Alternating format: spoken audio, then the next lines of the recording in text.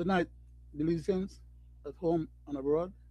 This is the Belizean Affairs Show number 477. 477. My name is Leonard Brackett, and today being Friday, I will be your chairman, your host and chairman, and we will be dealing with some legal matters, constitutional matters, case law matters, and other issues relating to the present affairs of our country. I'll go ahead and do as we normally would, that is to say a short prayer, after which I'll do a short biblical reading as well. I'll just go ahead and bow my head. Loving Father, thou who art the creator of heaven and earth, and all that in them are, into thy hands we commend ourselves, asking that thou would continue to have mercy upon us, that thou would continue to guide and protect and bless us, the knowledge to our hearts, our desires, even our most secret thoughts, Heavenly Father. Please let the words of our mouth and the meditation of our mind and the contentness of our hearts be acceptable before thee. We pray that thou mayest continue to bless our family members, friends, and loved ones, each and every one of them, as if they were each mentioned by name and number. We pray that thou mayest bless our country of Belize, its people and leadership, and that thou would bless this country as well, its people and leadership, Lord. Please bless the rest of humanity, especially those people who are in war zones, losing their lives, limbs, and liberty. Please bless those who have need of food and clothes and shelter as well. Please provide for them. We pray. And we also pray that whatever we have to say tonight in this, our Belizean Affairs Show number 477, that they would give us the wisdom, the knowledge, the understanding, the fortitude to speak truth to power when need be, and that they would guide our lips, that we may say only that which is correct, and that we may temper ourselves in our approach to tonight's particular program. The notice that I come with a heavy heart, Heavenly Father, and a great concern for some of the things that are happening. So I ask that thou would lead me, help me to keep control of my emotional uh, state of being, and that I am able to present a program that is healthy and wholesome as well. Please continue to abide with us all. We pray for justice, mercies in Jesus' name. Amen. I will go ahead and follow our standard or regular practice, which is to read a short scripture from the Bible. Uh, we started out our program doing that, and for whatever reasons, we just insist in or persist in wanting to continue that approach. Now, I'll go to Psalms and I'll read, let me see what.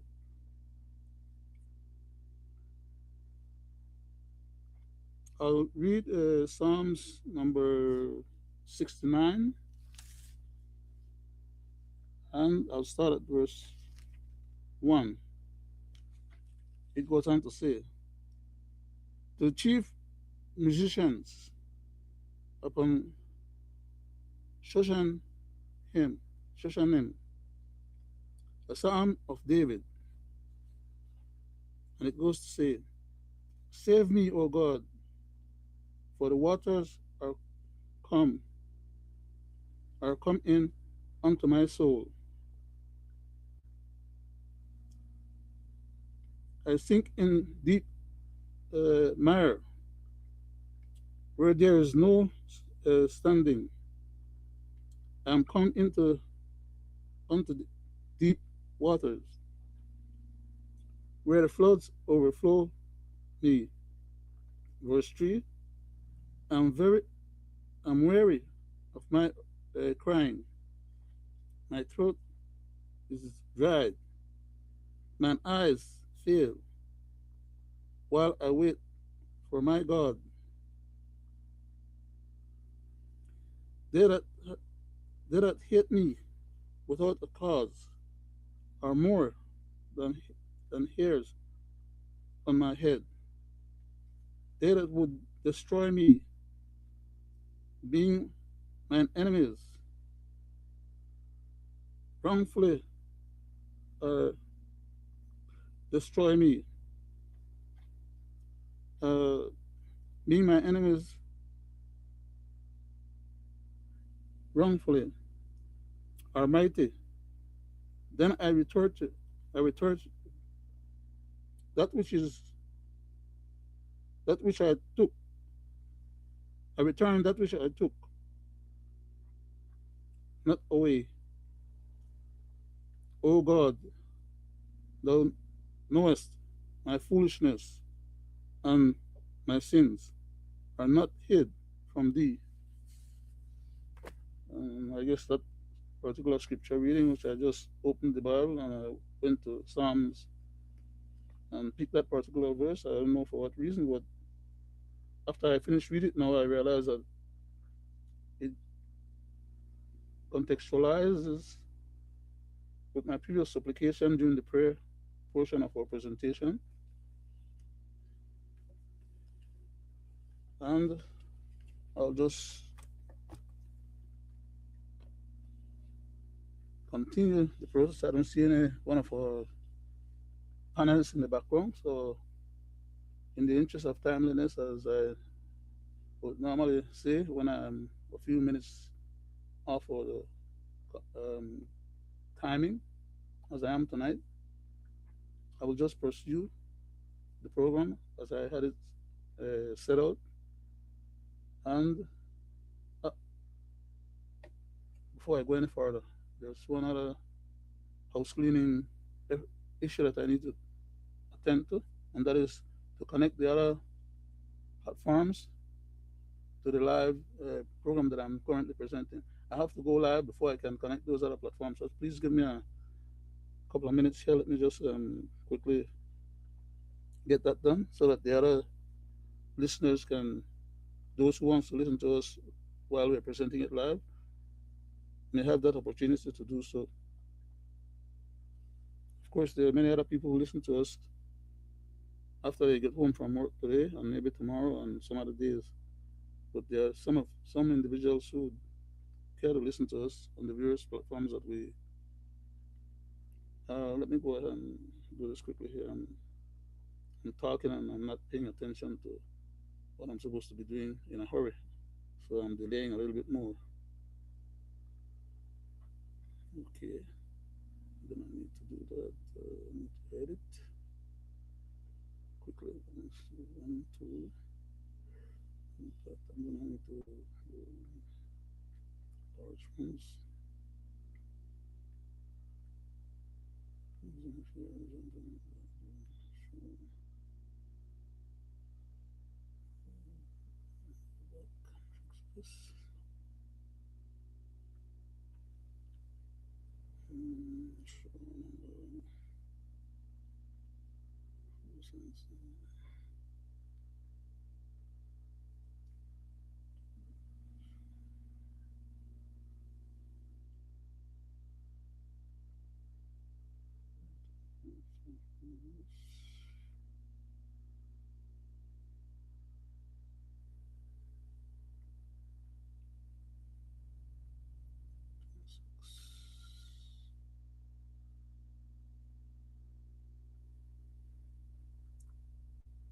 Okay, that's taken care of. Say done and move on. Okay, save. And we're there. I'm sorry about that little misuse of time just now, but as I indicated a few other times on this particular program, let me explain. Take a 1 minute more and explain, because I know a lot of people probably wonder why is it that we're not doing it like we used to do before. That is that when we go live, all the other platforms just automatically connect, and we do have to do what is it that I keep repeating here and doing over and over and over and disturbing the program presentation itself. What happens is that Facebook has found it necessary for whatever their rationale or reason to not allow the company that I do my broadcasting with to have direct access to Facebook and an interconnectiveness direct off of Facebook to the other platforms. So I physically have to then, after getting on Facebook Live, I physically then have to go and connect those other platforms or other entities for them to be able to see the program. Otherwise, they will only be able to do so after the program is completed or finished. Uh, as a matter of fact, even then, there's another. Well, I don't want to get into all of that because I'm belaboring anyhow. I'm killing time, and I expect to have a long program tonight. I might run out of time, in completing the whole exercise, but it's something that I think is worthy of the effort, and I'm going to try and expend the effort and hopefully do the best I can. And like I said, it's going to be a very interactive program.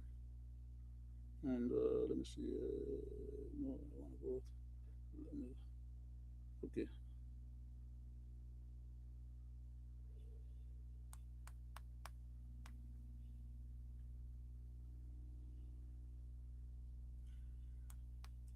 Okay.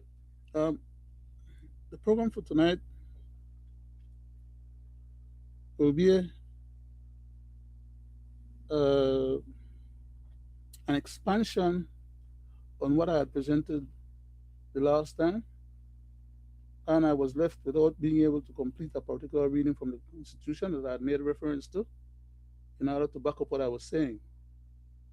So I'll take the opportunity tonight to continue on from that particular point and go ahead and read the specific portions of the Constitution that I did wanted to read to contextualize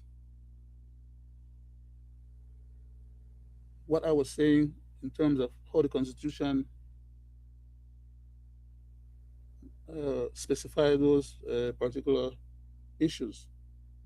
Because I don't like the idea that when I make reference to the Constitution and or when I make constitutional citations or quotes or verbal comments, that sometimes people will get the idea that, well, I'm just trying to push a particular agenda, therefore I'm saying something that the Constitution may not say. I always like to back up what I say with what the Constitution says in black and white. Um, some people may not like that idea because to them, they don't care about our Constitution, they don't respect it, they don't have any regards for it. While there are others who may not be familiar with the Constitution itself, to them, it's just an extraneous extra task that I'm taking on and doing that doesn't make a difference to them because they have their opinions, their ideas, and conclusions, which they are entitled to. Also, specifically stated in the Constitution that those are God-given rights that they're entitled to exercise, verbalize, and exercise. Nevertheless, I'll cut my commentary short for right now and get into the meat of the matter. Okay, so I'm right here now. That's it. Let me just make this a little bit smaller. Okay. Uh, in my presentation the last time, like I said, I had the occasion to speak to certain issue, and I'm going to go back tonight and speak to some of those issues again, but in a more expansive way. Uh, Under Part 10 of the Constitution of Belize, in the area where it deals with miscellaneous as a category, and at section number 121 of the Constitution, subsection 1 reads as follows: the persons to whom this section of the Constitution applies shall conduct themselves in such a way as not to, as in regards to paragraph A, not to place themselves in positions in which they have or could have a conflict of interest. There's quite a few other paragraphs that I'm going to go ahead and read, but this particular paragraph A, I would hope and I wish that those of you who have the opportunity to listen to this particular presentation would somehow either remember what I'm reading here as regards to paragraph A, which I'm going to repeat again for emphasis, and if possible at your own convenience, borrow a constitution, or maybe go to the library and review it, or maybe get on the internet and research the Constitution of Belize at section 121, subsection 1, and paragraph A. There's quite a few other paragraphs, A, B, C, D, and E, and F.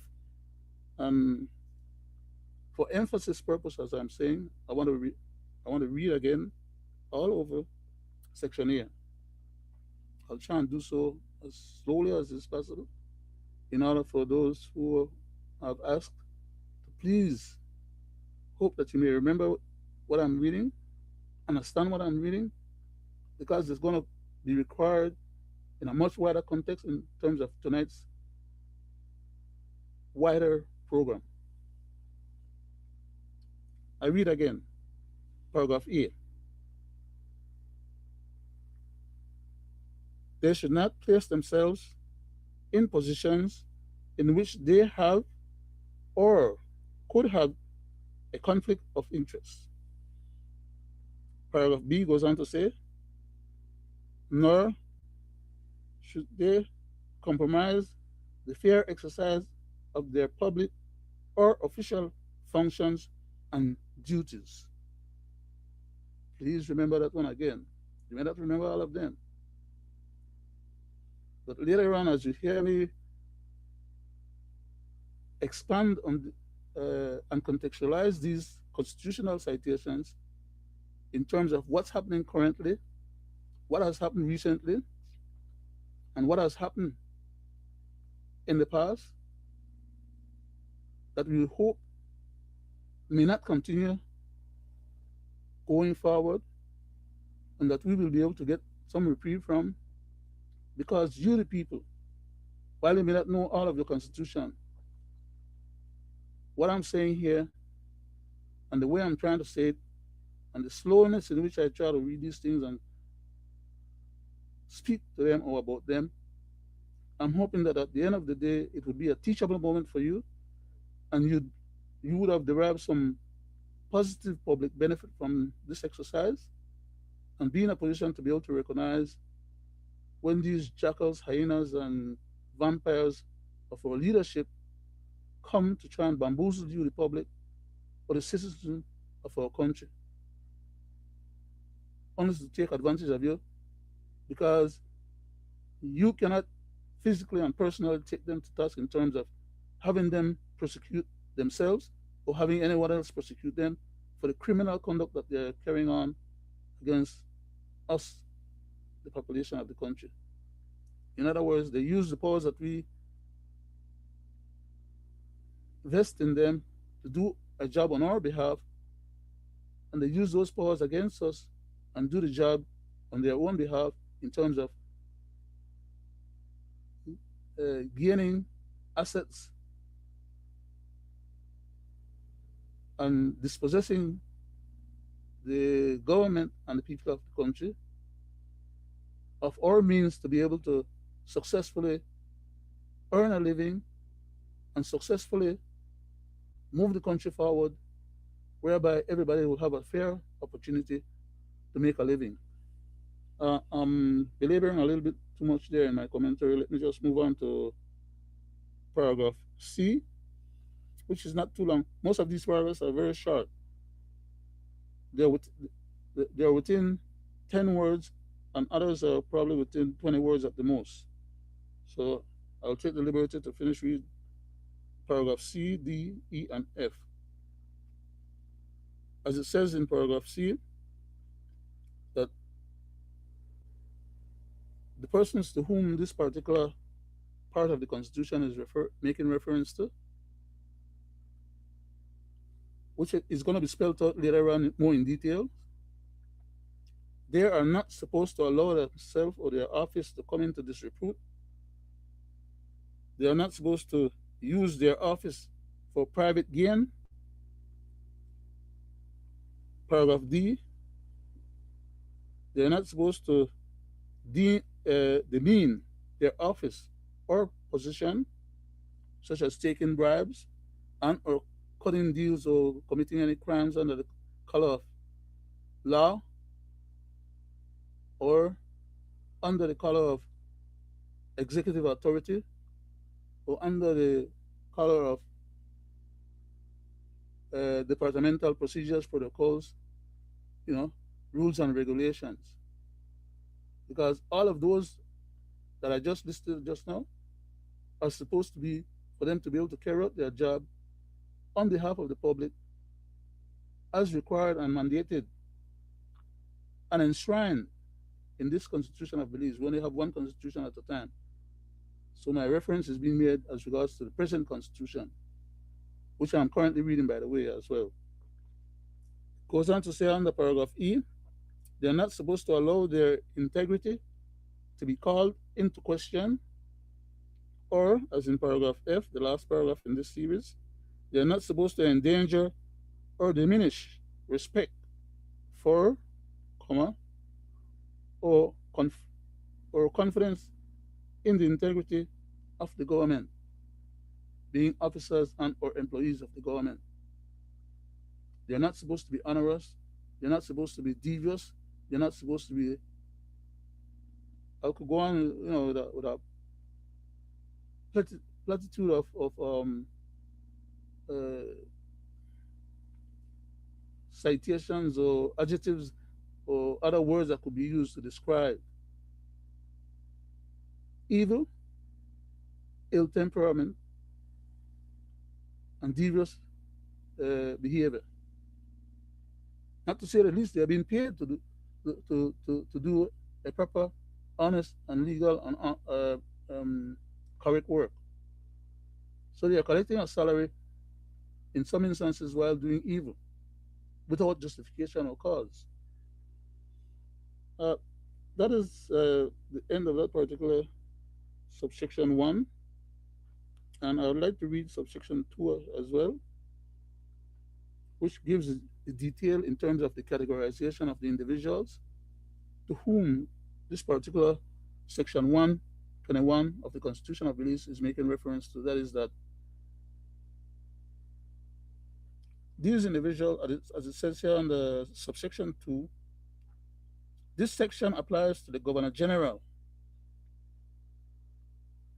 Not only just the Governor General, members of the National Assembly, members of the Belize Advisory Council, members of the Judiciary and Legal Services Commission, the Security Service Commission or the Public Service Commission, members of the Elections and Boundaries Commission, public officers of statutory corporations such as Mr. Lizaraga and the others that was trying to rip us off with our eyes wide open. That should not be happening according to the Constitution and according to Section 1 and Section 2 of subsection 121 of the Constitution of Belize. It spells it out. So they can't say they don't know that they are committing a crime. They can't say that they don't know that there are any requirements for them to comport themselves in an honorable way. I'll proceed with the additional reading here, which will spell out a few other individual categories. Members of the corporation and government agencies, and such other officers as may be prescribed by law enacted by the National Assembly. That is to say, as per the statutory requirements and also the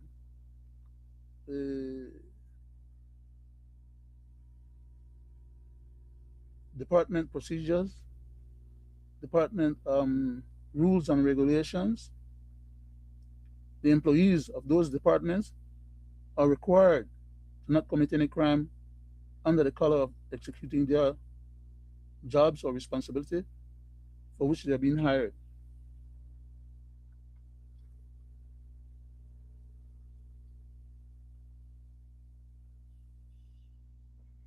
Um, Having read that, I want to go to a series of commentaries that I'm going to make. I'll do them ad verbatim, by the way. I'm not going to read anything in terms of those particular comments that I'm going to make. And I'm just giving you a warning or a heads up. That is to say, all of these comments may not necessarily fall in a chronological order, but as many of them as I am able to present during the course of this tonight's program of Belizean Affairs show number 477, I'll make an attempt at presenting those particular points, even though they may not be in a chronological order. I wish that I could have had them all listed in a chronological order, time, date, and circumstances. But without any further ado, I will start at the beginning of the administration of the People's United Party, who won the election of 2020. And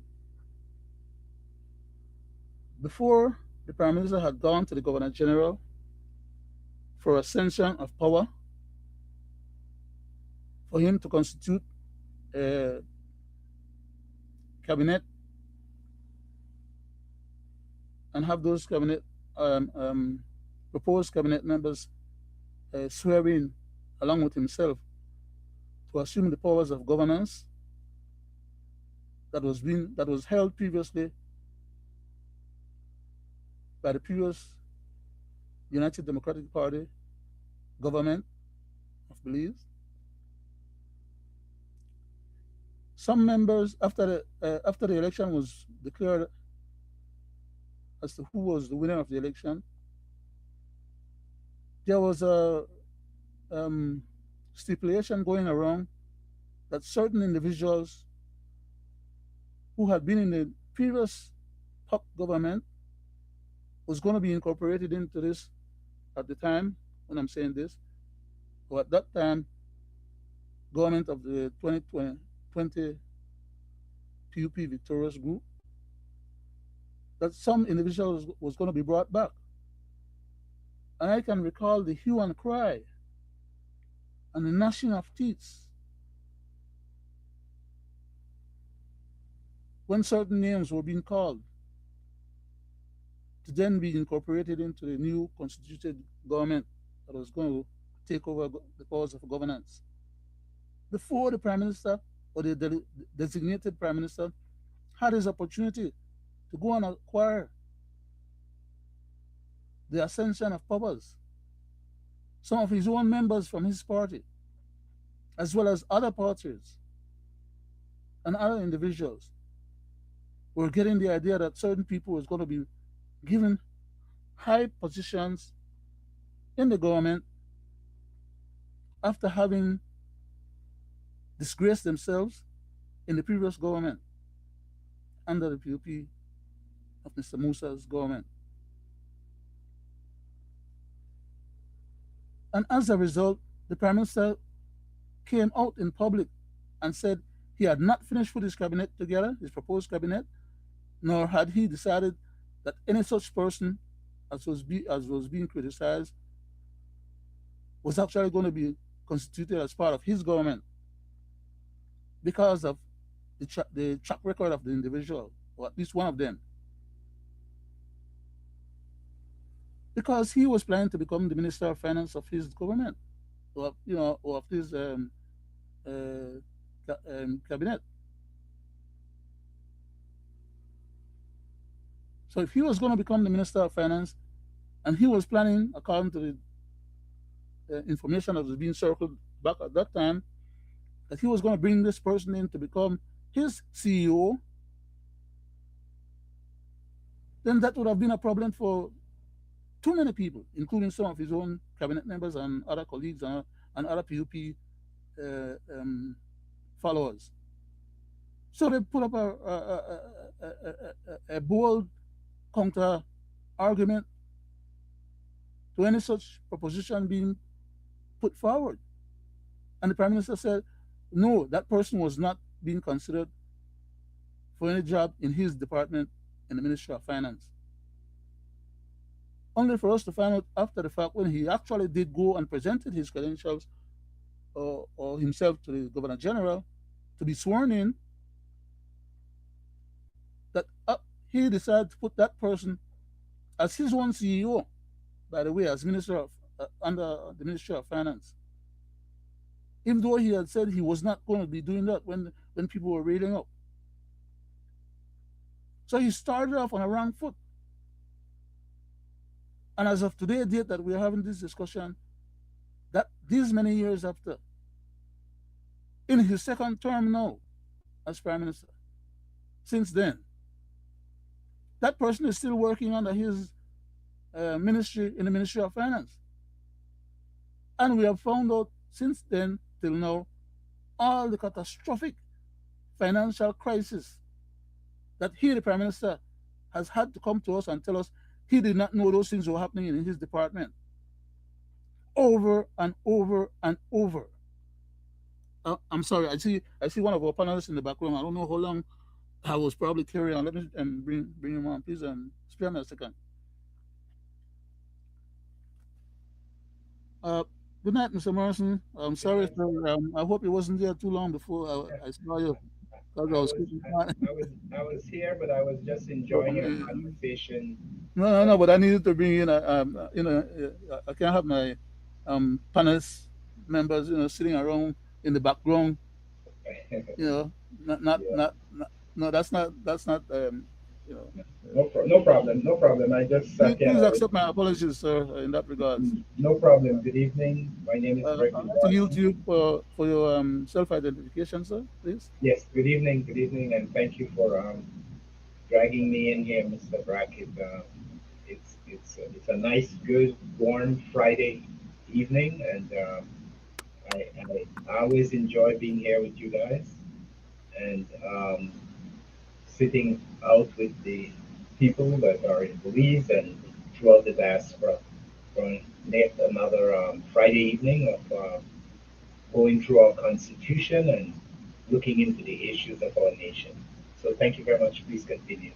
Thank you very much, Mr. Morrison, for gracing us with your presence, sir. And I know you come highly recommended, and know you might have a lot to say, because what I'm dealing with tonight as a total program is a very vexatious approach to criminal conduct in our governance and the hurt that our Yeah, country people are enduring, the economic stresses that they're having to go through, as well as the governance that is being the oppressive governance that is being dictated by people who should be in a better position to be able to do us right or better than they are currently doing.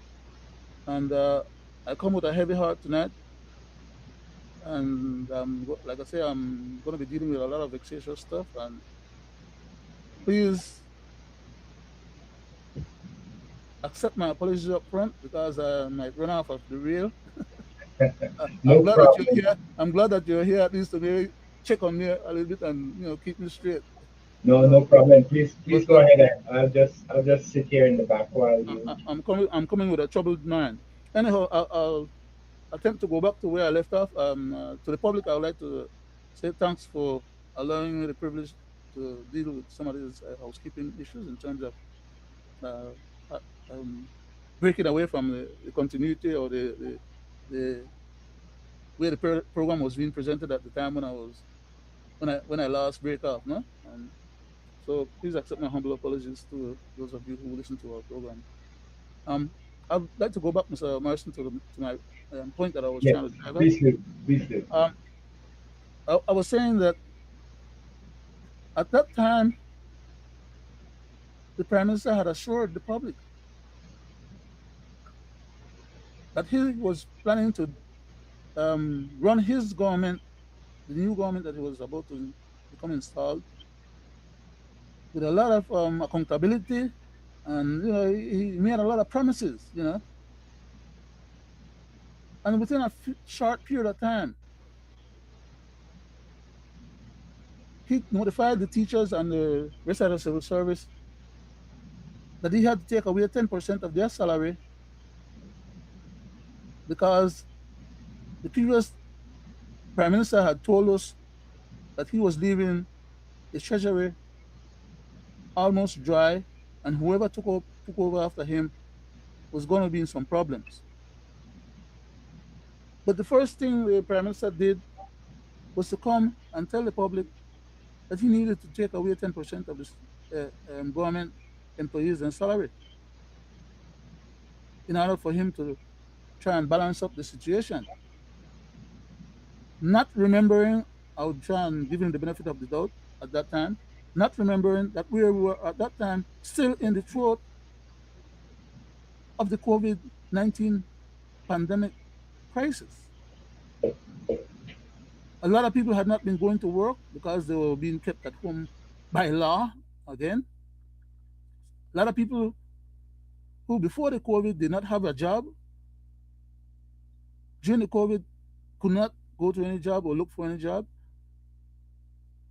And while now we were then getting a new government, that government was taking away the pantry from the people at the same time and taking away a part of their salary in order to balance the books. But no proper explanation or the truth wasn't being told to the public that the purpose for taking that 10% was to quickly pay off Mr. Ashcroft money that the government owed Mr. Ashcroft. And so Mr. Ashcroft came as a first priority because he was being. Well, let me not get into that part. Let me leave that part alone. I'm going to stray away from the if I go to try and point out each and every variance that I bring up in terms of the backing up information. It will cause my conversation or my presentation to get deflected or divert. So let me stay on the point of the prime minister then decided to take the 10% to balance the books, but he didn't take the 10% under any offer of returning that 10% to the employees, even though you know he tried to make it seem like the government had to steal from the employees, keep them working, even though the constitution says that you can't work nobody without paying them. All right, but he won't work them and don't pay them, and still, you know, along the same vein, decide that they don't get the previous raise salary when I'm supposed to get. They now get the 10% that he's taking away from them, and some people who was supposed to have gotten a change of position or change of categorization of their employment status, you know, which would have allowed them to gain a little bit more. All of that would have been deferred. The other point is that the the issue the issue of the 10%, when the employees they decided to go on strike, they were promised that they were going to get their money, and the promise never fulfilled, was not fulfilled. But the Prime Minister went to the House and told the House and the public in general that he had negotiated with Mr. Ashcroft a settlement of all outstanding accounts with him and had agreed to buy back the port of Belize, which was which belonged to the Belizean people before it was credited by the previous PUP government to some of their own colleagues who didn't pay for it and who then turned around and went and mortgaged it to get a loan from Mr. Ashcroft that he was going to settle Mr. Ashcroft um, receivership of that port to the tune of hundreds of millions of dollars, when the original loan on the port was some 38 to 40 million dollars. How the hell it get to 100 and to multiple hundreds of millions of dollars, you know, was another crazy scenario. And that we would pay Mr. Ashcroft upfront $72 million. I don't remember if it was 72 or 75, but it was some $78 million upfront, in one lump sum. And that Mr. Ashcroft was going to get twice as much of what he was receiving under receivership. He was going to get every year, which meant that then the extra money would come out of our hide, because the amount of money that he was getting out at the port as a profit per annum, at that time it was alleged to have been about $13 to $15 million. So the government then would have to come up with the extra 10 to $12 million to make up the $25 million per annum for the next 4 years after that point. And then we also end up paying off, like the Prime Minister had said in the House, all outstanding accounts, which to pay off, I think it was $400 and something million total. Everything came up to, and then there are legal expenses as well. There's a whole lot of other stuff that came along with that process. Then we turn around and end up doing what you call this Portico deal, where they were trying to pass the Portico arrangement under the guise that it was a legally constituted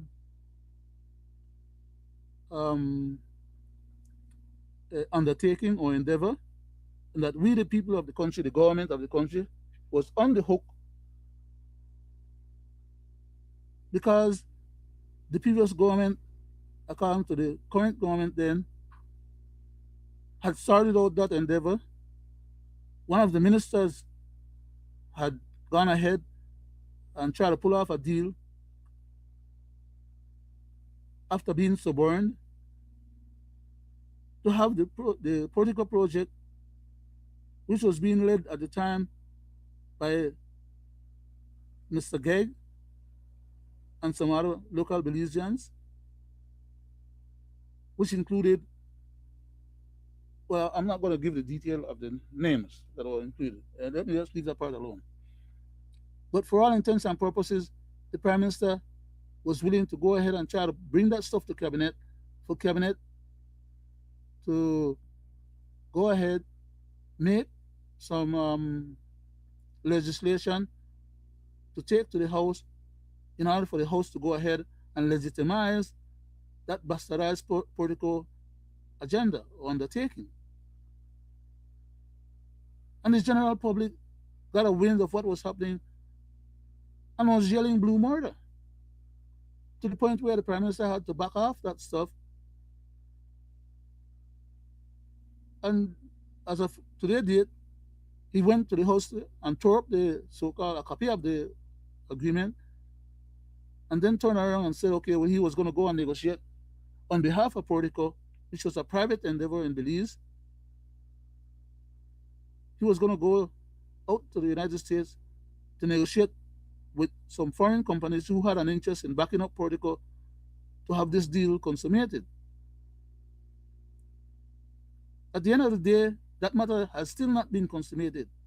It was put in abeyance because of the flack that they got back for it. Mr. Ashcroft wanted to use our port to build on it and improve it and keep it not only under receivership but keep it as his own personal property. When that didn't work out, we went and took away under eminent domain another port from another gentleman, another private endeavor under Mr. Feinstein. We used the powers of governance under the Prime Minister under bogus claim to take away another private individual's property, which the Constitution forbade, but that he tried to use that it was a matter of national importance and urgency for him to take over under eminent domain this private person's company, only for us to find out that he was taking it over on behalf of a third party, someone who in whose pocket he was.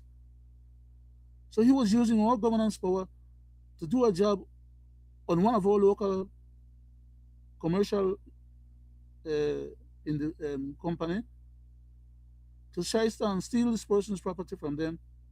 And for him, the Prime Minister then, instead of that property coming to us, as he was alleging, under eminent domain, we did not, that transaction got done, and we, the public, the government of Belize, never owned one single red cent or one share of that endeavor.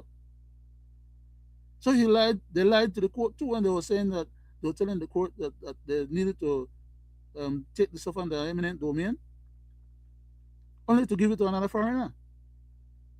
And as of today date that we're having this particular conversation, that matter has still not been settled, and the court has not progressed in any substantive way to have successfully back up what the Prime Minister was alleging back then. That is that he needed to step in and take away this man's property, so some other private person that he could give it to will be able to finish the port, so that we could get some interest, it could serve our interest for us to get some benefit out of it. When in general, most of those port activities, the only thing we get is the little labor. We don't get this the head tax, which should come to government, that is already suborned to these private entities. There's like a $5 head tax on every tourist that comes into those facilities that should come to the government. The government make deals behind the scene and forego those head tax. After that, or besides that, we end up having the situation where the sugar industry, the new owners of the sugar industry, ASR, got together with BSI and was stealing from the Porkian farmers then, and refused to expose the books so that everything can be seen on the surface, whether or not they were taking more than they needed to take. And the matter went to court and they lost the case. Why? Because they went and committed a crime against the Constitution. They created a statutory instrument which cannot trump the Constitution, and tried to use that to force the private company, to do what they could have had the company do without them committing a bastardized essay in the first place. And they lost the case. I'll stop at that point because there's a lot more that I need to speak about or get into. And I have Mr. Morrison with me on the program tonight. And I need to defer to him in terms of having him make his own comments in regards to what I'm talking about. But there's a whole long list that I want to speak to tonight. And those that I've just spoken to is just the beginning. I'll try and yield to Mr. Morrison. Hopefully he will. Mr. Morrison? I see that he's busy right now on the phone. So let me give him another minute or so while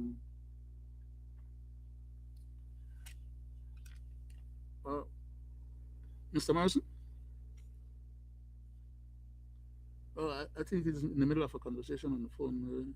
I'll just go ahead and, in addition to the government going and losing the case with BSI again, which end up costing the cane farmers them a portion of their income that they could not retrieve. And that's why we end up having that big demonstration where the military had to get involved, the police had to get involved, you know, and even the prime minister.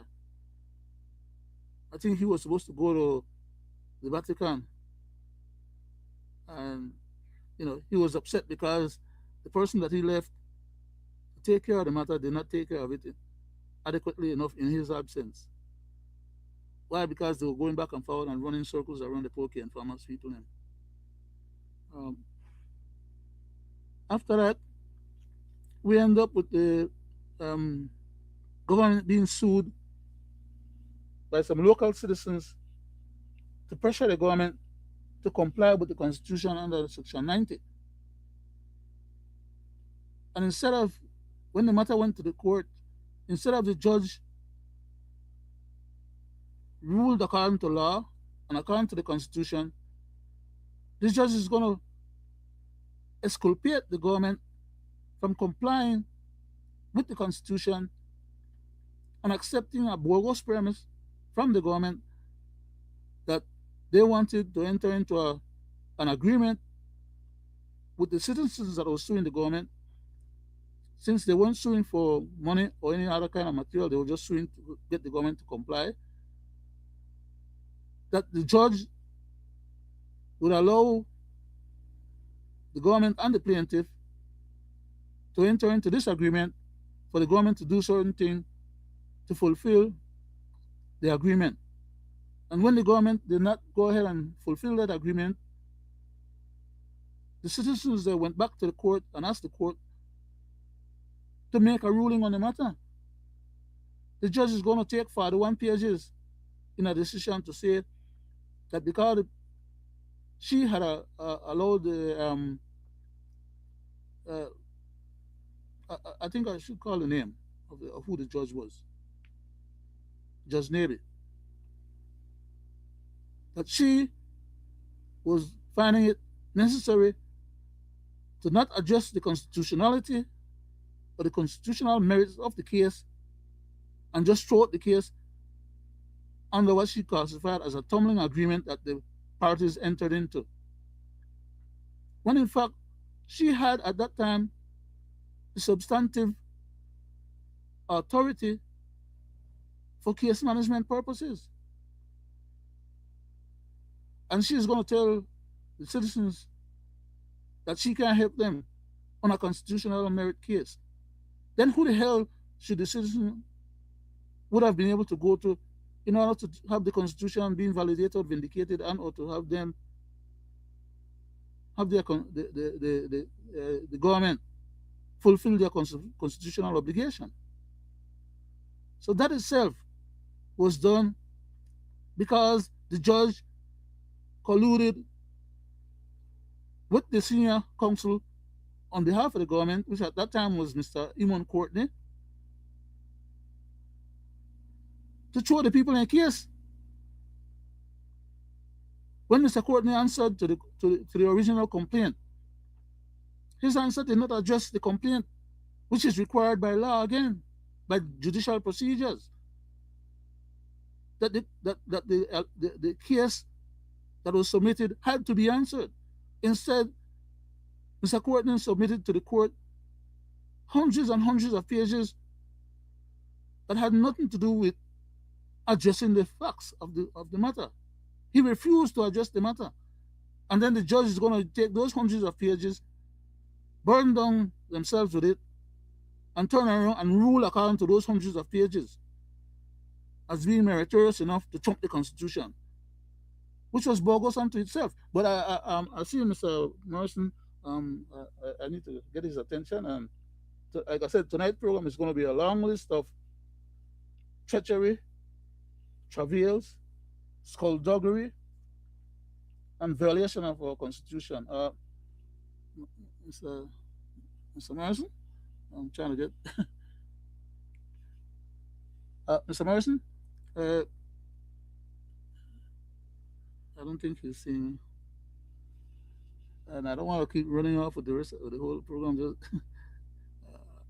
it's not gonna come off too nice if I would like to get his attention just so at least Mr. Morrison, uh, can I get your attention, sir? Uh,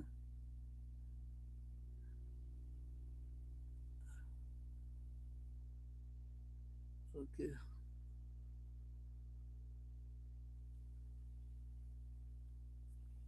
Um, so far I've dealt with. Yes, I think is and uh, So, sorry, Mr. Brackett. that's all right, sir. That's all right. That gave me a little time for me to have rant off a little bit more too, you know. Yeah, But the only I saw the you were only going, so I said, uh, let me take this call. yeah, and I didn't want it to um go too far ahead, and come off disrespectful, because I also realize that you grace us with your presence, and the least I can do is afford you the opportunity to interact on the program. But Yeah. I didn't want Well, to just. no, But it's fine I don't because know how much of what I was saying you may have been able to. yeah, no, I heard what you were saying, but I don't have anything to speak to on that specifics of the Constitution. I know that the people we have in our governance constantly violate the Constitution.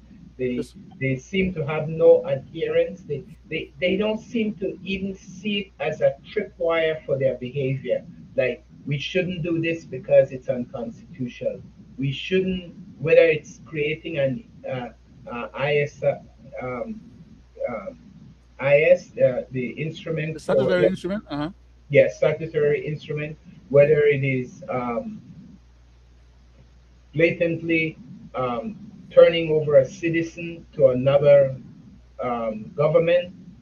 Nothing seems to stop them. And I know you were talking a little bit about the CEO in the Ministry of Finance, that and how the government have wasted money and so forth, and the political funding. And we saw this with in the early part of how they created the security Contract for the airport. personnel for the Uh huh. airport, Uh huh.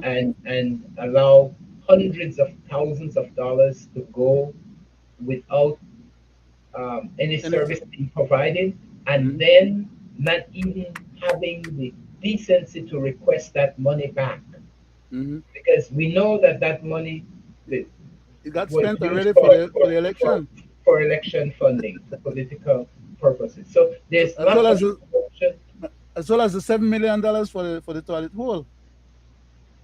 Yeah. So we know that these things are happening, and it just blatantly, and it seems like the people have no real recourse in the moment to address these, that they're so strong and so headwind about it, that they're elected and they have the power to do whatever they want at any point. And um, I always have to be reminded that when we elect a government, we also appoint and constitute those people that didn't form the government to be part of the opposition, and they are given certain power and responsibility.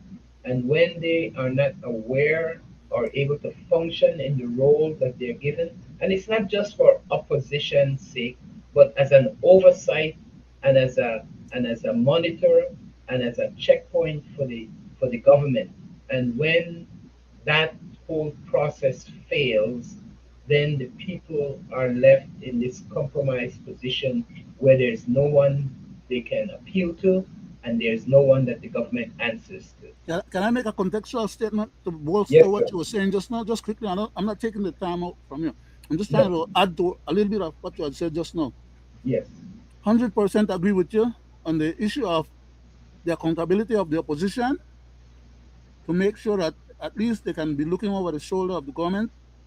And when the government is stepping out a lane, at least They can't stop them because they don't have the numbers, but at least they can speak up to the matters and address the matters in the House and in general to the public. What had happened to the UDP is that Mr. Shine, as the leader of the opposition in the House, has blocked off the members of the opposition from being able to continue being on those committees because there are certain committees that the opposition is entitled to I'm be talking on. about now, Wait, Mr. wait, wait, Brackett. wait, wait, Not, wait, not, wait, no, wait, but you wait, tell you just a rolling the minute. clock back. No, You but rolling the clock just back a minute, just a to a minute, year sir. ago. For a second, give me a second. I'm saying to you that there was a time when the opposition was not doing nothing whatsoever because they were not allowed to. And the bottom line is that the opposition always has the chairmanship of that committee that deals with the budget and the financing of the country. Okay, so at that they are supposed to at least be able to look into what's going on and in those committees because they chair that particular committee. Not all the committees, but that particular one is allowed for the opposition to be the chair of. And because they were not dealing with that, and for all the time that the UDP had its internal If you want issues to going find on, excuse, if you want to find an excuse for no, the I'm not. current dysfunction of the No, I'm, opposition, sir, I'll let you proceed, sir. Mr. Brackett. Wait, No, I'm no, trying to. I'm just Yes, saying, if you want to but find I'm trying to point out excuse for the what you're saying dysfunction, is correct, but you're but it has rolling its it back context. a year. I'm talking You about now. cannot. What's Now, happening right now, if you are paying attention to what's happening right now, is that the opposition currently has a lot of power and are using that power effectively, but they cannot run the government or they cannot run the house, and they are being stepped on every time they try to bring up certain uh, things in the house. The yeah, house speaker, block them off with procedural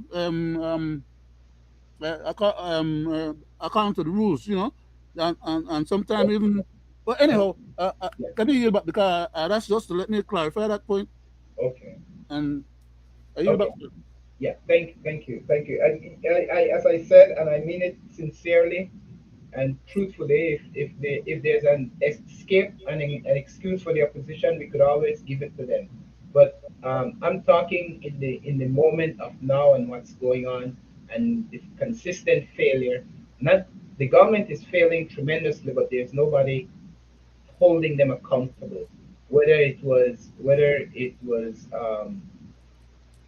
on this issue with BPL and Smart or many other areas where they don't seem to quite have it together to make the case to the people in a competent and confident way that is persuasive enough because even today I don't believe that they will be any more successful in the municipal elections coming up because we don't see it. I'm But hoping but that I'm hoping. Mr. Morrison, Okay. you're going into speculative politics of the future instead of make us stay with the current No, things that we're talking I'm about. just saying. No, I'm not We have a speculating. long way to go yet. There's a long list of other things that we'll bring up and we'll discuss and debate. No, but Yeah. if, if you could No, give well, me I got there by just drifting along on this raft that was on the river here, but I didn't intend to go there, but I'm just pointing out some observation of why we are in this dire strait of not having any representation, any proper response, any tangible hold that the citizens that see this that I would like to see some accountability being demanded of the present government on the falling down of what they're doing right now, specifically, because that's what my grief. I'm feeling personally distraught with what's going on currently.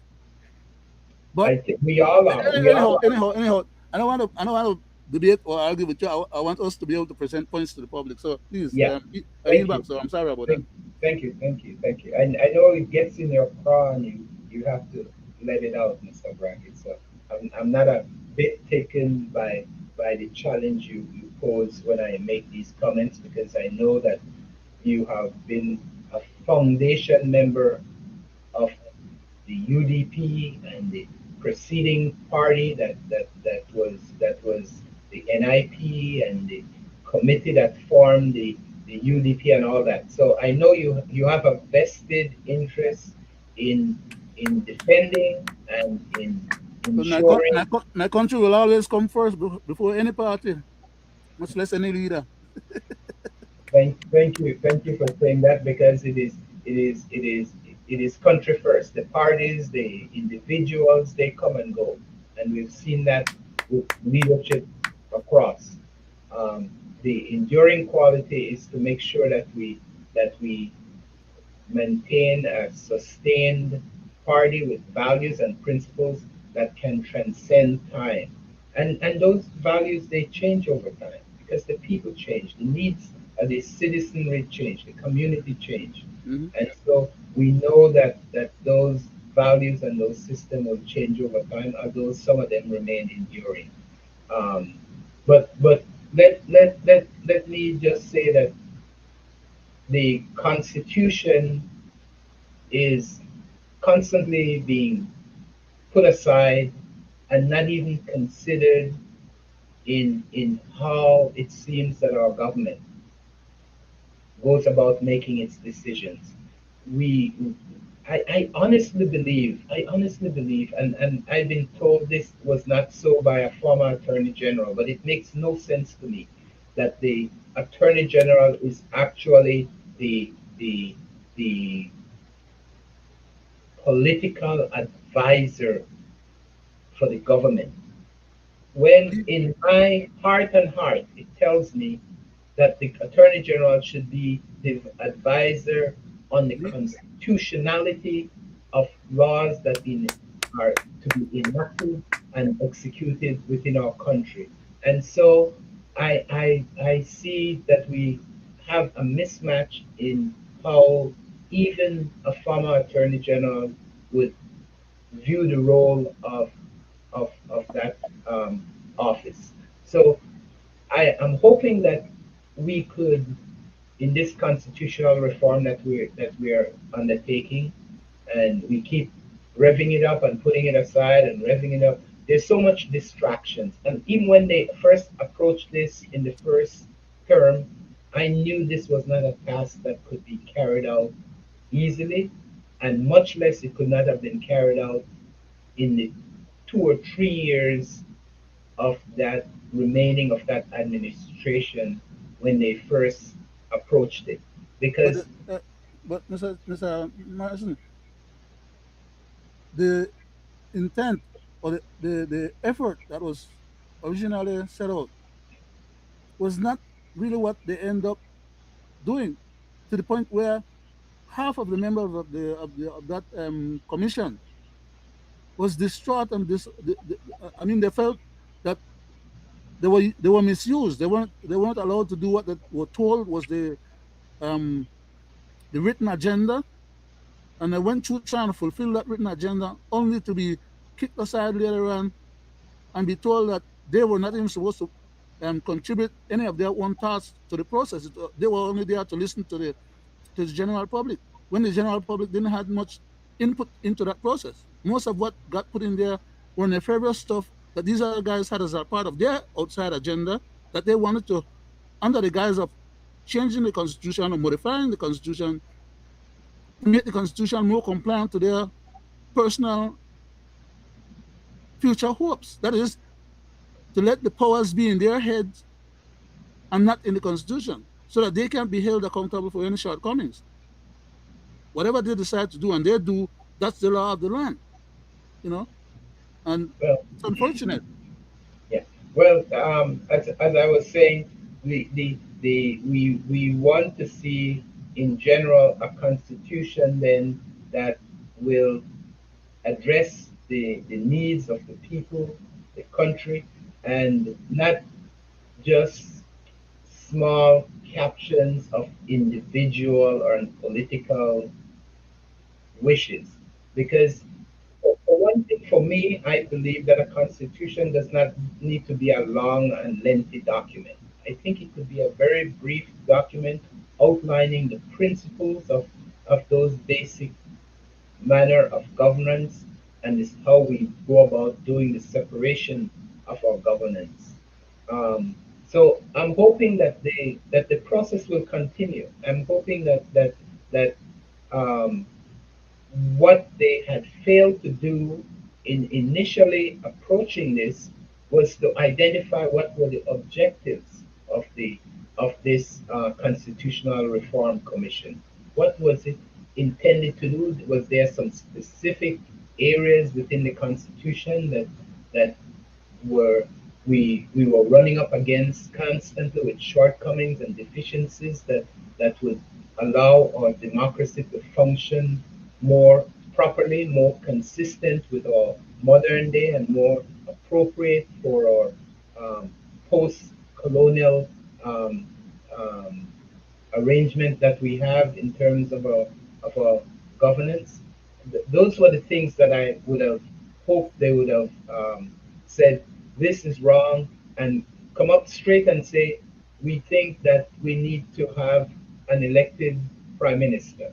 We would like to disband the office of the governor general and institute a president uh, um, to be our executive officer, and things like that, and move forward in that clear direction to the people, and it would have shown that the government was forward thinking with that plan, rather than to have spent all this money, $6 million, and tie us up in a web of confusion that I don't think While they were raping the treasury, they can't give us they can't give us proper they can't give us governance, much less good governance.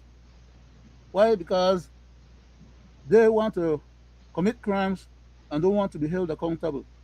So therefore, what is holding them accountable is the current constitution, and they don't want to abide by it or obey it. So therefore, they want to eviscerate it in order for it not to be there to be a stumbling block to them. But um, I have some other points that I would have liked to. Let me see what I have here left. Yeah. Oh man, it's getting away. Yeah, I, I have like 20 something more minutes left, so I need to touch on some of the other points that was on the list to carry out for tonight.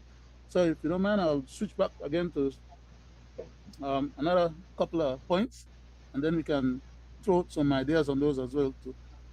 For example, thank you, Mr. Morrison, for your contribution just now, sir, and your indication in terms of what these people could have and should have been doing if they really had any good faith towards making our country a little better and healthier, stronger and wealthier. Um, I want to go back to another point again, where along with the misuse of the contracts to the airport, when the prime minister himself was the um, was involved with the airport as being the person representing the the, the Belize airport on the international scene.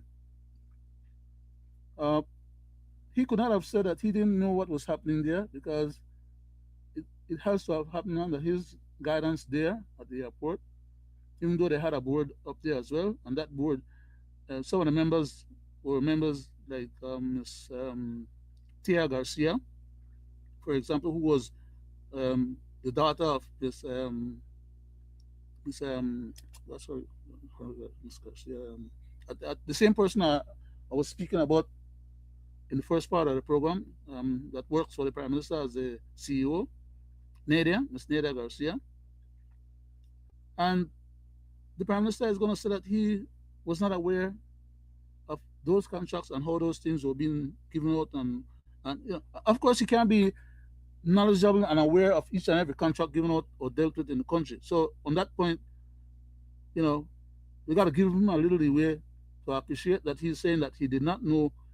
But how can he not know about almost any and everything and almost any and every question that is asked of him in regards to these malfeasance? It cannot be. And then when he gets to find out that it's happening in under his watch through the Ministry of Finance, you know, He doesn't fire anybody. He doesn't make anybody an example so that the others could take caution. He cuddles them up. And he claims that they're doing nothing wrong or have done nothing wrong. Then you have Mr. Martinez too, who he was not a minister yet. He was just working in the prime minister's office as one of the people dealing with financing of contracts and things like those. And he was giving out contracts to people, favored people down in Orange, Toledo, you know, multiple contracts that was not vetted correctly, and or that the people that who he was giving those contracts to, they could not even deposit their money correctly. They get to find out that the name of the company and the address of the company didn't exist. And when the money that was being given to him for some of the contracts in PG, uh, the credit union could not accept the deposits to them because when they try to look back at what was happening, it appeared that something was seriously wrong there, and even the government checks and the government money could not be deposited in our credit union,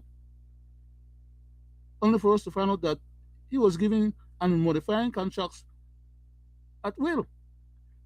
All of that kind of shenanigans should not be happening in the Ministry of Finance. There's process, procedures, and protocol, administrative rules and regulations that need to be abided by. And then we have the thing with the $7 million again, that got for this piece of uh, toilet hole, I call it, right? For that one, use an obscene or an unreasonable term or word. But it's okay, a sewage span, basically. How the devil say one buy one sewage span for $7 million when they don't have the lands available from the University of Belize, that they had promised that they was going to put the facility at the University of Belize to expand the university medical program and provide some medical support to the community. And then they turn around and they go on ahead and have this Budna issue. And then after the Budna issue, now we have the BTL smart issue. And nobody is held to account.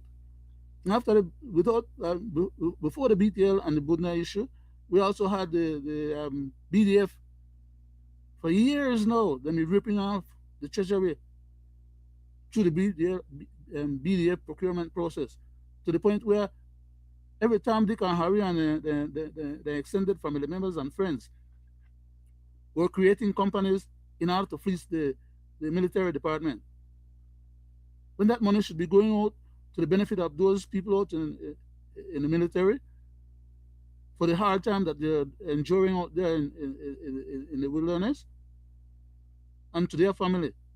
That's probably extra compensation, or to feed them correctly, or to clothe them correctly, or to provide them with the weapons, or the bullets that they were claiming the other day. They turn around and say, well, they only have enough bullets for a half an hour or a 1 hour fight. All those kind of craziness. And it's like no big deal. Nobody's gone to jail. Nobody's been fired. People have been put on leave, paid leave. What's happening with our country? I yield back, Mr. Morrison, for your personal observations, sir. You're right. We have all these issues um, that affects just the normal operation of our country. The level of corruption is everywhere. It is systemic in the entire through the entire fabric of our governance. And I'm hoping that we will find some people, within the government, within the structure that we have of our democracy, that will start thinking of nation and people so that we could start moving forward. And we have had it in the past to some degree. We have had it in the past. We have not always been as corrupt as we are today. And we saw corruption in the last administration, um, where it was becoming so systemic and so entrenched and so pervasive at every level. You know, whether you're at the immigration, the lands department, just wherever it was.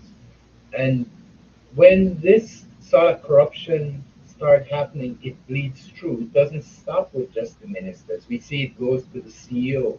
We see it goes with the staff within the civil service, where they are violating the law and breaking the law in destroying documents and records of purchases and so forth. So and we need to figure out why this happening so pervasively. We saw it recently within the forestry department, where um, the chief forestry officer was accused of taking a bribe and admitted he received money and then changed that it was for his computer business.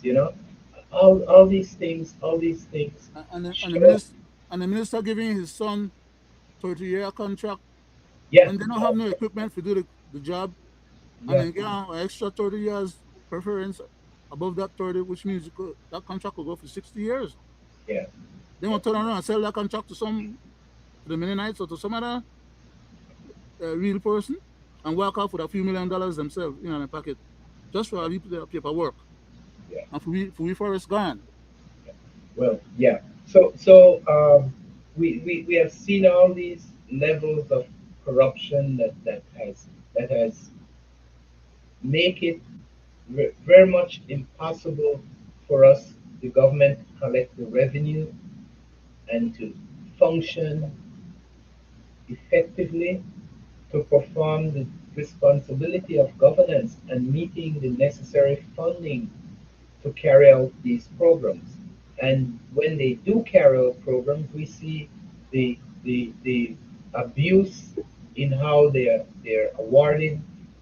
Right now, I think there's some significant concern about a funding of $77 million that was for a solar project that we were told would have started 2 years ago, and up to now there have been no real um, indication of where this program is. We don't know if the funding has been received. We don't know if it has been spent. We know the documents have been signed. We don't know where the money is. And these are We had money for the hospital that was supposed to be uh, the hospital is supposed to be then supposed to be spending some money for the hospital as well. We got a loan. I don't know how much was that loan.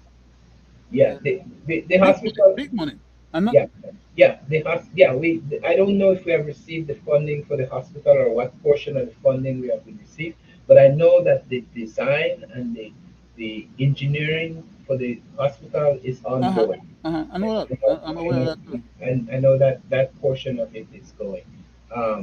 So there are lots of issues that And then that need. they asked for money to buy the dams Yeah, from the uh, fortress. Belize electricity. Yeah, yeah, But and then they fortress. turn around and they got that to settle that, and then the prime minister is still going to come up with another 70 $78 million extra now to give them so that they can have a cash flow for them to be able to pay out to some of the people that have their shares. Okay, while then they raise the Belizean people the electricity bill. Some people in the bill they go twice as much as it used to be, and the people they complain and they try to get redressed, and nobody seems to be able to resolve nothing. While the people in the under pressure, and they have to pay them bills there, otherwise they cut them out. All kind of chance to go on. The same thing will happen with BTL. I mean, with yeah, BTL and this year smart thing. Had we not fought against them and they had gone ahead and sold what they was going to sell to BTL, BTL would have been in a position then as the sole provider of telecommunication in the country, at least for a period of time, to turn around and just charge people whatever obscene amount they want, and people have to pay those things if they don't want to get cut out or they need their services. That's how monopolies work. And only to find out after the fact that when we catch them with their hand in the cookie jar and we try block them off, and turn around and try pretend that, oh, well, they weren't selling us all the old equipment or whatever people was complaining about. They were just trying to sell us the same list of names that they had stolen already from us. And the Prime Minister is looking us in the face currently right now and telling us he knows nothing wrong. The people that are doing the job that Mr. Baker, man, as far as the Prime Minister is concerned, has done well for the company and for the country. He's defending the indefensible, and yet he claimed that he doesn't know this, he doesn't know that.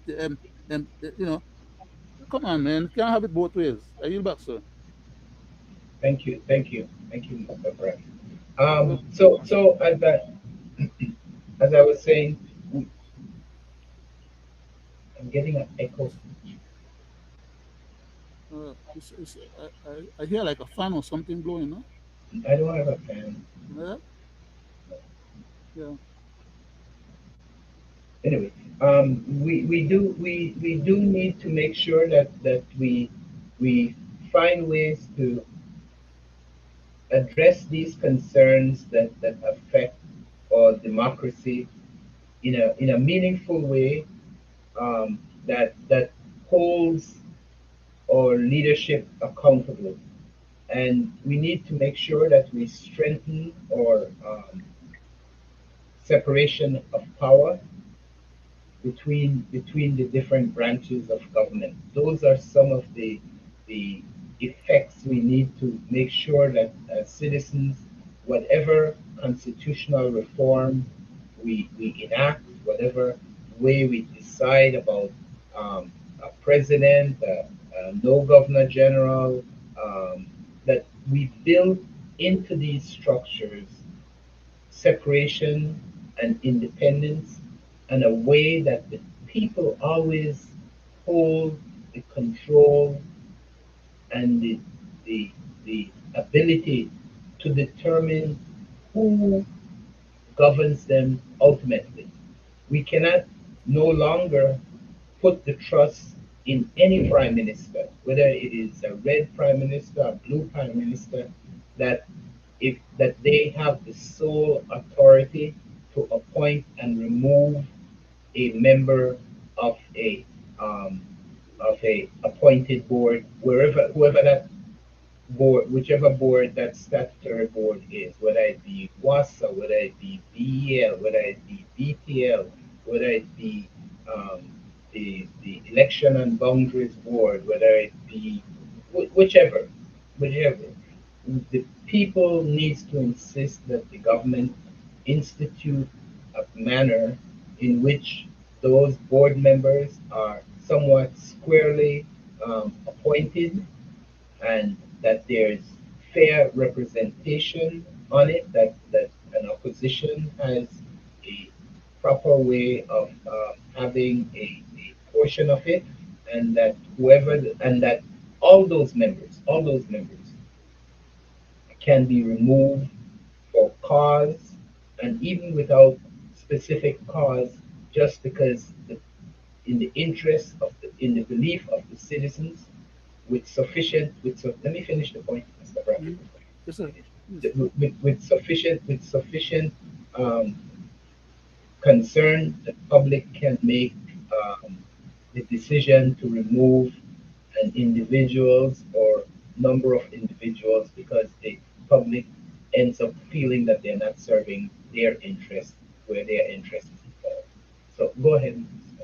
Yes, sir. No, I was going to back you up when you said just now about the Constitution and our laws need probably to be refreshed to the point where um, these people can be held accountable, and or um, we can have something to say in terms of whether or not their comportment is acceptable or not. I want to assure you that from the Constitution, especially since tonight is about the Constitution as well. From the constitutional perspective, we have laws, constitutional citations that specifically addresses these individuals. Not only the part that I read tonight, there are other parts that I could have read. We don't have time for them, but probably I'll making a point of duty to maybe read some of those next week, next Friday, to show that we do have the laws. It's not because the laws are not there, and it's being spelled out in black and white to us. You know, these positions, just as you call them out, like for example, these commissions and things like those that I spoke about and read about tonight from the Constitution, they're also under other sections of the Constitution as well, individually in regards to, for example, these particular titles of officers of the country. It speaks to how they get appointed, how they what kind of cause or not or whatever that could get them recalled and or get them dispatched, from their position. But if the prime minister is not going to be telling the governor general that he wants these people to be gone, and he starts cuddling them and allowing them to continue doing the same nonsense over and over and over, then the system doesn't work because then the system gets broken. Well, And that's what's been happening to us. It's not that's because the my laws and the rules are not there. no. I'm speaking of a different point on that, Mr. Brackett. I'm Uh-huh. saying that I understand the Prime Minister appoints them, and there is legal processes, and there is the will of the Prime Minister to appoint and remove these individuals. But I'm saying ultimately it needs to be rested in the hands of the public to make that decision if the Prime Minister, in their opinion, is not acting in accordance with their wishes. For Uh-huh. example, the, Go the, ahead. Go ahead. the concern is probably of Mr. Lizaraga, For example, right, as a good example, current example. where the public is really have lost all faith and trust in his stewardship as chairman of BTL, as representing the fiduciary interest of the of the um, of the shareholders of that corporation. And The prime minister, the the prime reporters asked the minister, prime minister the prime specifically minister on that point. the prime minister is soundingly defending him and Yep. cannot see where any action is wrong in the manner in which he approached. Because he was doing a favor for the prime minister's family. Well, yeah, and that may well be why he doesn't see anything wrong with it. The only thing is say you didn't get the job done, buddy, right? You fell short. You opened your mouth a little too fast and you spoke too loosely, and you built up your own momentum that came up against you. You should have been a little bit more trained and wiser, and not tell the people this is not their company. That was the first mistake the man made. And he did that in public to try and hide behind that, to say that they had a right to go ahead and You make have no that interest. decision You in have their no. boardroom. Uh-huh. And we have nothing to say about it. Whatever decision they make, that's final. Yeah. And that can only be final if it's true that it was done with the acquiescence of the shareholders. Yes. That's what the directors are in boards for, to act on behalf of the shareholders. But to act in the interest of the shareholders, you have to have the consent of the shareholders. I have understood that even the minority shareholder representative did not, in any meaningful way, consult with the people that Mm-hmm. that were That represented he was on representing. Uh-huh. that he Uh-huh. was representing. So Yeah. so we're seeing that there's a drift. And what I'm saying and proposing is that usually the legal action can be taken if someone is committing fraud or being dishonest in some ways, that they can be held accountable. But I'm saying that we Well, need to set up, let me finish, we need sorry. to set up a method that even the public, without cause of any of those criminal or such action, could remove you if they don't feel that you're acting in the interest of the public, as is the case of many of the shareholders, including the chairman, when it compares to what the public was saying and what the public was asking. I have to salute and point out that Mr. Pollard, who is running for the city council and the People's United Party position, who's a member of the BTL board, had Mm-hmm. voted against it, and the only other person It's was conscience.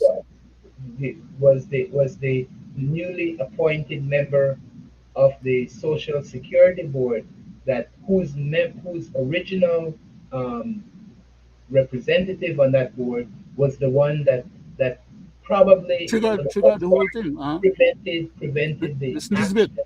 Chanja Nisbet. Yes, prevented the action of the board from enacting this action of purchase, which the prime minister sort of denied and played around and said they were not purchasing it. We know they cannot make the purchase without the government authorizing it in two Mm-hmm. ways. Mm-hmm. First, first But they could get in us in trouble parliament. legally. Yeah, let me finish. First in Yeah. parliament, and then by having the PUC make the changes to its bylaws and control positions that allows for a monopoly to once again appear within the BTL, within For, telecommunication. uh, Um, I heard that same statement that you just made by some other people before, and I want to point out a caution there on that specifically what because the what? PUC has no authority like what the minister was stipulating earlier that he was going to Oh, I'm not saying. No, I'm not saying that. wait. The minister had said, Mr. Shebat had said that he was going to make some SI so that to facilitate the PUC to be able to grant that combination of those two companies. Okay, Yeah. and the No, PUC I cannot don't do that. think. No, I don't think you were saying that. Make I No, get back because to the law I now. think Yes, but I that want would. to get back to the law.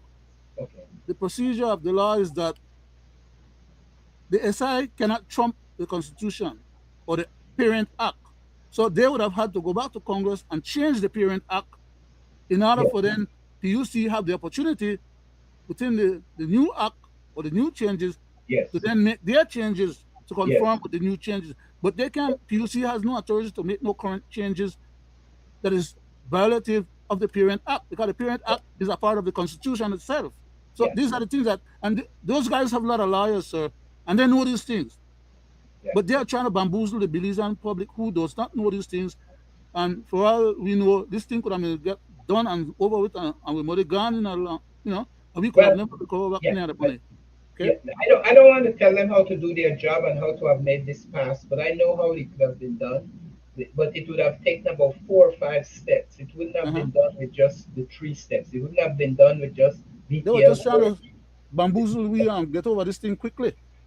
And then they You don't would not. realize that some of us out there, at least they pay attention. Yeah. It wouldn't have been done with just BTL board passing it. The You the could have do their cabinet homework approved. first. The members of BTL board, none of them, including the chairman, I could put my neck on the block if I need to be exaggerate to say that not even him had adequate enough information on which to make a true determination of viability of that purchase. He had none. He could not present any of it to the board members then, and they could not present any of it when they went to cabinet. It was something that they just concocted after the fact to take to cabinet, and even what they took to cabinet was not what is actually needed for that amount of millions of dollars acquisition. Then take what I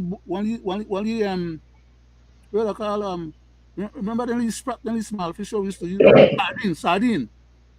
Then take the backbone of a sardine fish and carry it to cabinet. When in fact then she wasn't to carry the whole cattle. So at least the people in cabinet would have been able to know what was going on and be properly appraised. And then they would have been able to do their due diligence or make a correct um, stipulation on behalf of the public or on behalf of the people or on behalf of the government. Then cabinet would have been able to say, well, yes, we agree with it. Let's take it to the House and with the majority, vote on it and just get it over with and move on. Here's the squeeze. But the jackals take all of us for fools and didn't do their due diligence. And when they were caught not doing it and being queried about it, then they want get hot under the collar and they get vexed and they talk about, well, the Bacon man they talk about that malicious information on internet and this and that. And I have nothing. He not the one when they try to pull off the deal without the facts. You don't even know what the hell they talk about when they talk, to the point that they even say the wrong thing. And we all try to have to make excuses for him making mistake in what he's saying. You know, Well, but the bottom line, I wanted to sir. remind you that what they were intent on saddling the Belizean people with was a dead load of over $200 million. And when they realized that was not going to fly, they try and insist on saddling us with 90 or $70 million that would have turned out to like Uh, $103 yeah, million.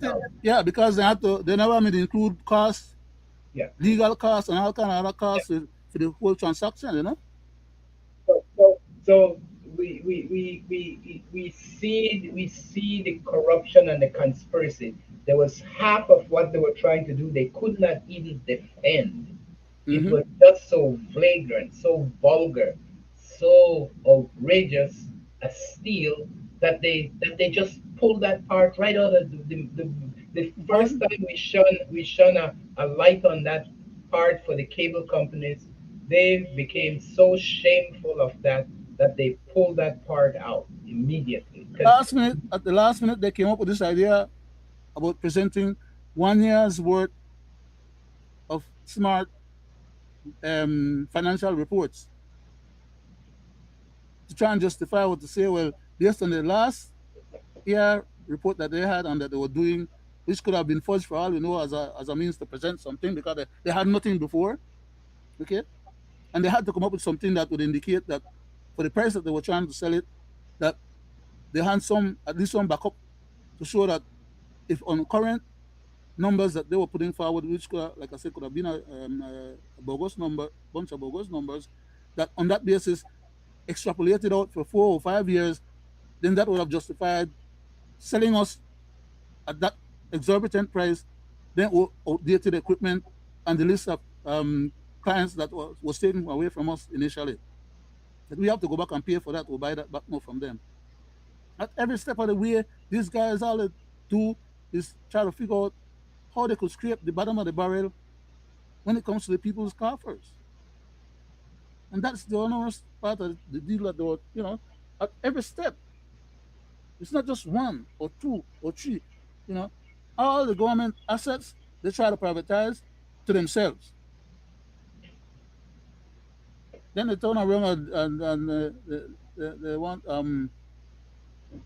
to purchase because when they sold the prospectus for the BEL uh, dams and other stuff, they put in there that they will be able, that people will be able to gain. I think it was somewhere between 7 and 9% return on their money on their investment. You know, but who are the people who invested in that deal?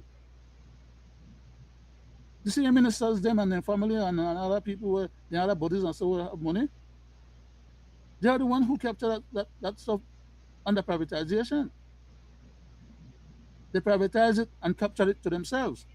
So it doesn't belong to the public anymore, or that all the benefits that the BC, not BC, BB, B, BEL. yeah, all the profit that should have been going to BL, there is now going to them as privateers. Nothing is going to the government coffers. They're paying out shareholders, but not the government. The government not getting no shareholders benefit.